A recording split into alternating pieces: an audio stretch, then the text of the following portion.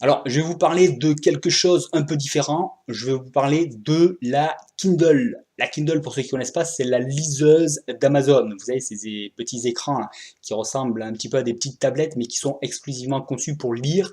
Et donc, c'est pas du tout des écrans de tablette ou d'ordinateur. Donc voilà, si je vous en parle, c'est pour deux raisons. La première, c'est que hier, j'ai franchi le pas et puis j'ai commandé donc la Kindle sur Amazon. Et la deuxième, c'est que bien entendu, ça a un intérêt quand on apprend l'anglais. Donc, quel est l'intérêt? Moi, le gros avantage, effectivement, pour laquelle je l'ai acheté, c'est que je vais pouvoir acheter et lire des livres anglais que je ne peux pas trouver en France. Alors, ces livres, j'aurais pu les commander sur Amazon, justement, par exemple, et puis les recevoir quand même chez moi, des livres anglais. Mais voilà, je suis obligé de les commander, je ne peux pas aller à la bibliothèque ou à la librairie du coin pour les acheter, encore moins c'est la bibliothèque du coin, et donc je suis obligé de les commander de toute manière. Donc à partir de là, je me suis dit pourquoi pas effectivement sur une liseuse. Je vais vous faire un petit peu un petit topo des points positifs, négatifs et puis les gros avantages. Vous allez voir, c'est un super outil en fait pour apprendre une langue étrangère, donc l'anglais. Et moi, je suis comme vous, même si j'ai pris certainement beaucoup d'avance par rapport à vous. En attendant, voilà, j'ai toujours plein de choses à apprendre en anglais. Et quand je fais quelque chose, j'aime bien le faire en anglais parce que ça m'ouvre tout un tas de richesses que je n'aurais pas trouvé en français, notamment des livres qui ne sont pas traduits en français, par exemple. Et puis, je continue à faire évoluer mon vocabulaire, les subtilités de tout un tas de vocabulaire peut-être plus spécifiques, etc. Et donc, je fais deux choses en une, et c'est ce que je vous invite à faire, bien entendu. Utilisez votre anglais pour faire ce qui vous plaît vraiment, tout en améliorant votre langue, votre seconde langue, peut-être votre troisième si vous en êtes à la troisième ou plus.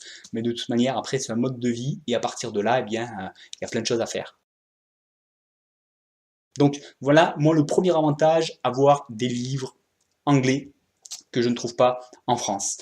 Il y a plein d'avantages. Alors, je vais commencer par un inconvénient en fait, parce que moi, ce qui m'a fait hésiter pendant longtemps, c'est que bah oui, mais j'ai plus mon livre papier entre les mains et j'aime bien ça quand même. Voilà, c'est quand même autre chose. Et ça, c'est le point qui me faisait hésiter. Bon, je vous avouerai sincèrement que j'ai eu l'occasion de rencontrer plein de personnes qui sont comme moi, parce que je pense qu'on est beaucoup à aimer avoir un livre papier entre les mains, et qui s'y sont faits tout à fait, et qui trouvent ça très agréable. Donc pourquoi pas. Deuxième bémol que j'y mettais, et que j'y mets toujours d'ailleurs, c'est que j'aime bien aussi, moi, traîner dans les librairies et puis feuilleter les livres. En général, c'est aussi comme ça que j'en découvre beaucoup et que, voilà, que ça, je me laisse un peu inspirer par tout ce que je vois autour. Et il est évident que acheter des e-books sur Internet, eh bien, ça veut dire faire moins marcher le commerce qu'il y a à côté de chez moi, la petite librairie ou la grosse librairie même, parce que les petites librairies, on a du mal à en trouver maintenant. Mais voilà, et je veux les conserver parce que je veux pouvoir, j'aime bien y passer du temps, aller voir un peu les nouveaux livres, les anciens livres, les feuilleter. Donc, évidemment, si j'achète que sur Internet, même des livres papier, je pourrais plus aller dans les librairies du coin si tout le monde fait ça. Donc, ça c'est un petit bémol. En revanche, si les livres en anglais que je veux lire, ils sont pas dans la librairie du coin, bah là je fais pas concurrence et bon voilà, c'est pour une autre catégorie, donc c'est un peu différent et il n'empêche que j'ai racheté d'autres livres dans la librairie toujours parce que j'aime bien voilà avoir un livre papier et que j'aime bien pouvoir aller dans la librairie voir un petit peu ce qu'ils vendent et m'en inspirer. Donc voilà, petite parenthèse là-dessus, mais je pense que c'est important de le prendre en compte aussi. Il faut savoir un petit peu ce qu'on veut dans la vie et agir en cohérence. Alors ensuite, voilà, les avantages, il y en a quand même pas mal. Les avantages, il y en a pas mal. Donc comme je vous ai dit, trouver ces livres anglais que je ne trouve pas en France. Le tarif. Alors le tarif, ça c'est bien parce que en gros, vous divisez le prix par deux. Alors par exemple, là c'est un bon exemple. Hier justement, je me suis lancé à dire allez go, j'achète aujourd'hui parce que je voulais acheter un livre anglais que j'allais être obligé de commander de toute manière et qui justement était assez cher. Il coûtait 35 euros. En e-book, quand je vais l'acheter, il va me coûter plus que 10 euros. Donc j'économise 25 euros. Là, je me suis dit, bon, je vais économiser 25 euros si j'achète un e-book. Ok, j'investis un peu d'argent dans la liseuse, hein, c'est pas donné, mais je vais déjà récupérer 25 euros sur ce livre que de toute manière je vais acheter. Donc déjà, voilà, on amortit très rapidement, hein, une fois qu'on a acheté quelques livres, on amortit finalement le prix de la liseuse. Donc ça, c'est intéressant. Et après, on peut continuer à acheter des livres moins chers. Donc en acheter plus pour le même budget, ou en acheter pas plus, mais bien sûr ça réduit la note. Donc ça c'est intéressant aussi et c'est à prendre en compte.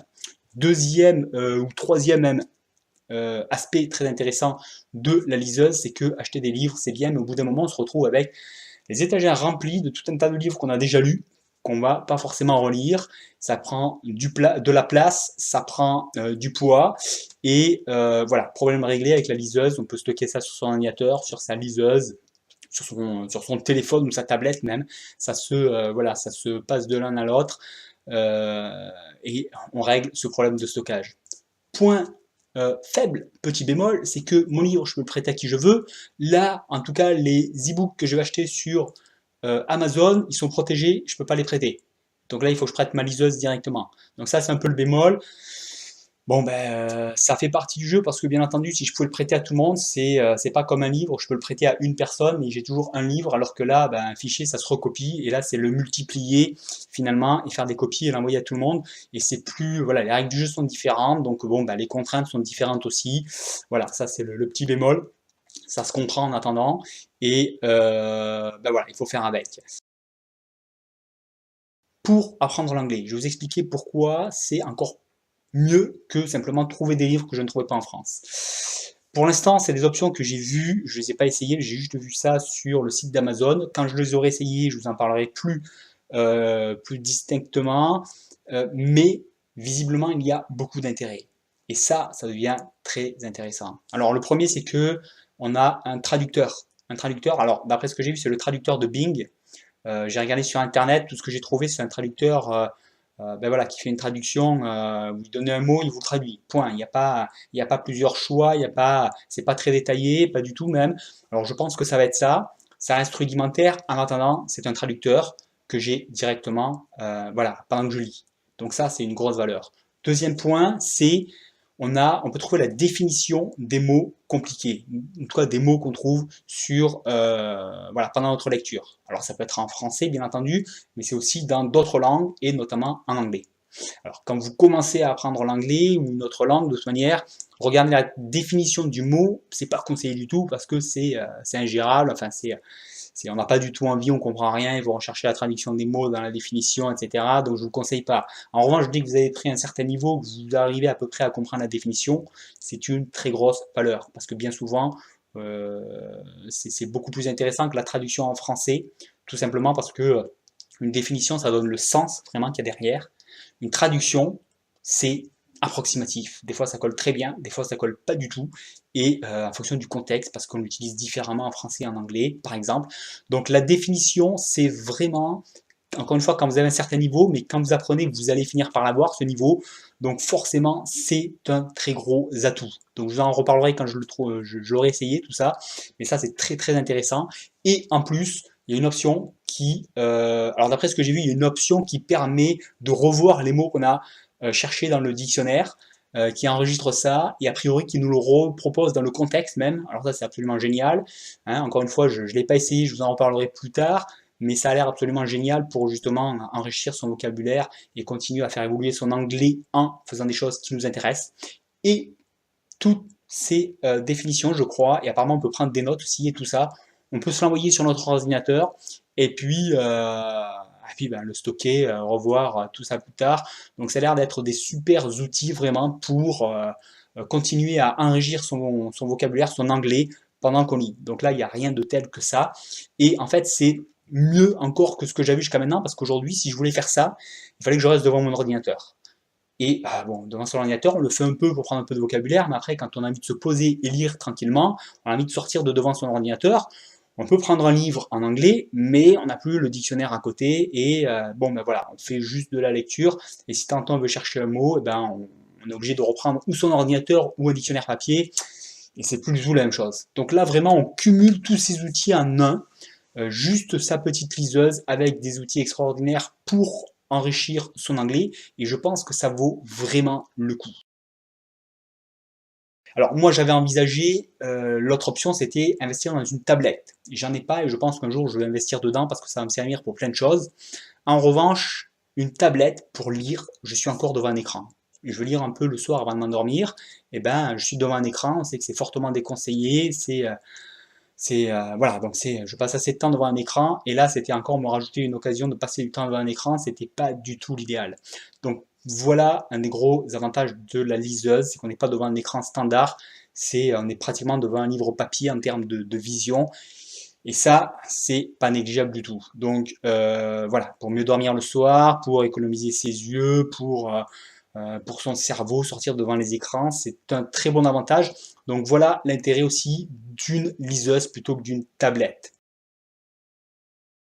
Dernier point que je voulais faire avec vous, c'est le tarif et les différentes options. Donc j'ai regardé un petit peu, j'ai creusé un petit peu tout ça, j'ai regardé les commentaires un peu de tout le monde. Moi j'ai pris la moins chère, elle coûte 80 euros. Il faut savoir qu'il y a une option qui existe, vous pouvez la payer 10 euros moins cher, 70 euros. En revanche, c'est quoi la contrepartie? C'est que vous avez des publicités dès que vous ouvrez votre liseuse, vous avez des publicités, il faut les enlever. Je crois qu'il y en a encore en bas quand vous lisez. Bref, voilà. Moi personnellement, j'estime que ce que je me mets devant les yeux, c'est non seulement ma vie privée, et puis ça a une valeur, ça a un impact psychologique, on le sait. C'est pas un hasard si on vous met si on vous le vend 10 euros de moins cher, c'est que ça a un impact. Et ben voilà, moi, ma vie privée et ce que je me mets devant les yeux, ça n'a pas de prix. Donc, j'économise pas 10 euros pour ça.